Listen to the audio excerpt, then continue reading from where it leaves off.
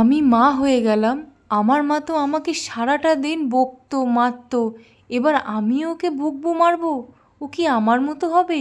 হ্যাঁ, আমি তো নিজেরই যত্ন করি না তেমন, ওকে কিভাবে যত্নে রাখবো? এখন থেকেই ভাবছি কি করি আমি। আমি তো সারা দিন ফোন ঘাঁটতাম, ও কি আমার মতো সারা দিন ফোন ঘাঁটবে? এগুলো কি ঠিক? আমার নিজের ভরসা আমি নিজে করি না, আর ও আমার ভরসায় এসছে এই পৃথিবীতে। কি হবে? ও যদি আমাকে কিছু সেলাই করতে বলে, আমি তো সেলাই পারি না।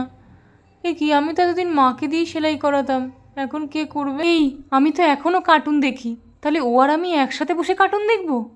মা আর মেয়ে একসাথে কার্টুন দেখছে? এই, আমার তো অনেক রাগ, আমি মায়ের ওপর রেগে যাই মাঝে মাঝে।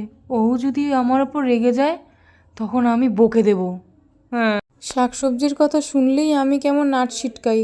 আমি আমার বাচ্চাকে কী করে খাওয়াবো শাকসবজি? আমি এত অলস এটা জানালে হবে না আমার মেয়েকে। এখন থেকে আমাকে স্ট্রিক্ট হতে হবে, আর আমি অলস না এটা বোঝাতে হবে।